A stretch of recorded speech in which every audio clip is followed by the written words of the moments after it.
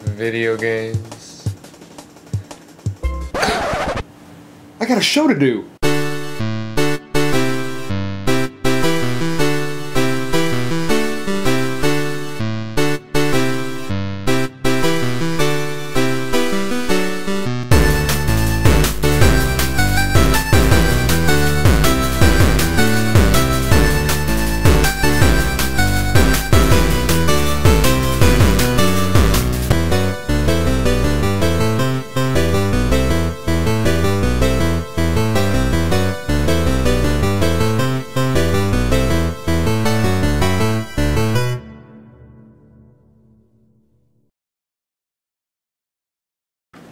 Hey everybody, I'm the guy with the great hair. Before we get started, I need to say a few things. First off, I've been working on this review for a long while. Like, back in 2012, I decided I wanted to review a game, like a full honest game on one of my favorite games of all time.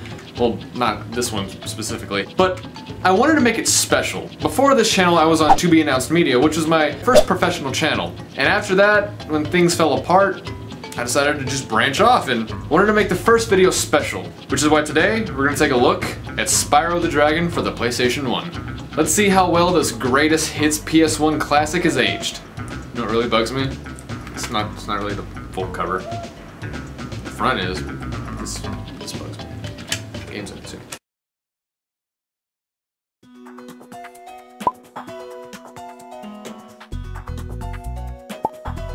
Deep within the Dragon realms are 5 main homeworlds: the Artisans, Peacekeepers, Magic Crafters, Beastmakers, and the Dreamweavers.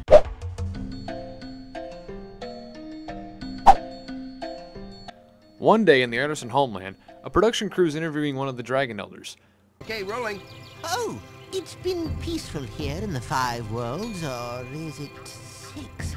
One of the crew members asks about the infamous Nasty Nork. Nasty lives in his own 6 homeworlds separate from the rest of the homeworlds, known as the Dragon Junkyard, which he renamed to Nasty's World. Pretty original, right? Before even answering, another head dragon steps in to answer the question himself, saying that Nasty is a simple creature. Simple! He has been contained in a remote world and is no threat to the Dragon Kingdom. No threat! Besides, he is ugly! Nasty overhears all this and gets really angry, so what does he do? Does he walk him over calmly, sit him down, and say, "Hey man, that hurt. That hurt me bad." Nope! He goes on a psychotic rampage and crystallizes all the dragons, except for Spyro because he's the youngest and the shortest.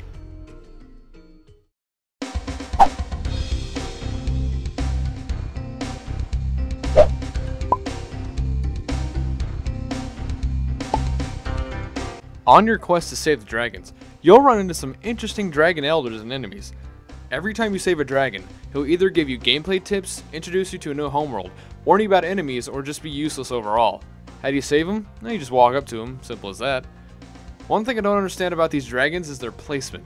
Like, I could travel to the next world, gather all the gems and defeat all the enemies and find the last dragon. Then he'd introduce me to the homeworld. Dude, I could have used that information a long time ago. Not only that, some dragons will tell you the obvious.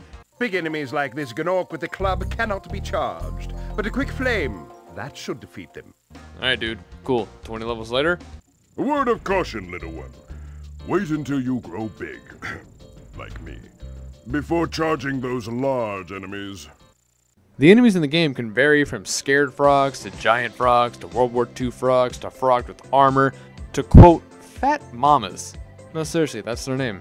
To a kid-friendly version of the Psycho from Borderlands, to wizards, armored monkeys, juveniles, did I mention frogs? The list can go on.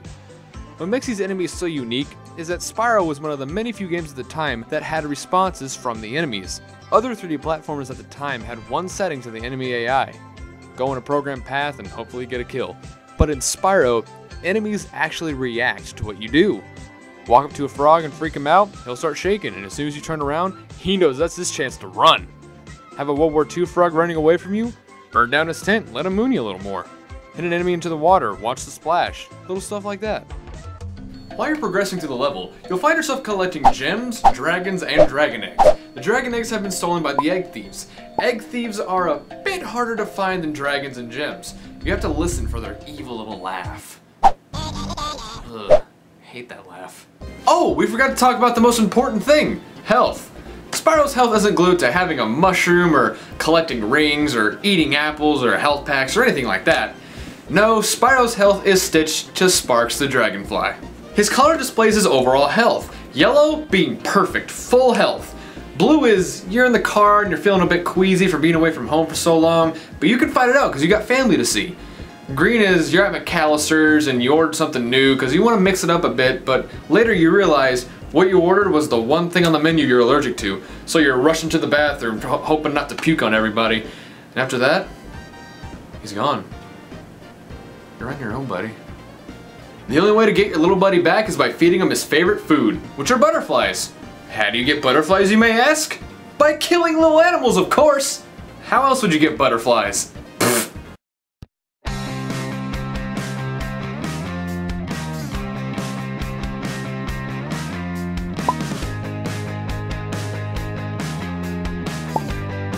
Let's tally up all the things you've done so far.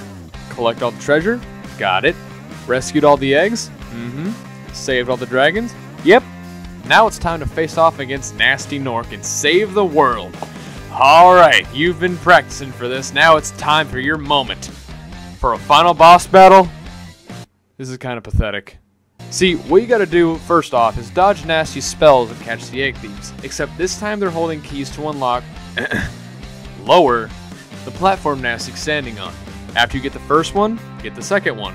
Then chase after Nasty.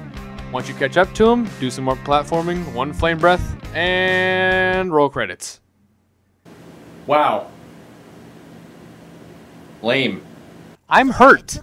I'm hurt they didn't give me a good battle. I went through everything to get here, and what I got was I guess he really wasn't a threat after all. I was expecting more of a challenge, and what I got was that Spyro is much stronger than any Dragon Elder. Think about it. 120 full-grown, experienced Dragon Elders, all defeated by one Nork, and a preteen dragon takes him out with one hit. One! Pathetic!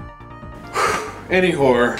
After that, you unlock a bonus level called Nasty's Treasure. In this level, you're greeted with an assortment of challenges all involving flight. In order to complete the level, you have to clear the area you're currently on. After that, get to the highest point possible, jump, and then start flying. You unlock more pathways by clearing out the area and then collecting the keys. After that, you unlock Nasty's Treasure Room and hoard everything. And after that, you unlock an alternate ending, which is not that great. Look. Spyro the Dragon, you've defeated Gnasty Gnorc, collected the dragon eggs, saved all the dragons, and recovered every bit of treasure in the Dragon Kingdom. How do you feel? I feel fired up, Bob. And I'm happy for the dragon world, of course. I certainly wouldn't want to spend the rest of my dragon days butting heads with Nasty Nork and his weird minions. What's a minion? Never mind. You know what they say. For every good battle, you need a good adversary. And I felt that Nasty, in spite of his misguided nature, was a worthy opponent. Uh-oh. Here we go again!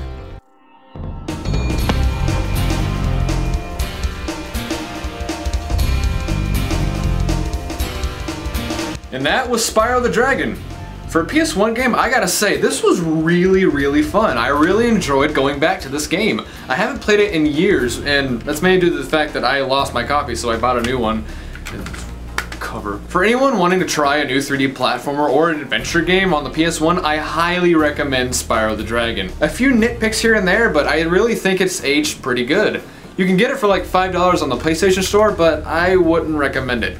For some odd reason, the PS3 suffers from major slowdown when playing a PS1 game. Well, when emulating a PS1 game. It's not just with Spyro, it's with all three Spyros and also Crash Bandicoot.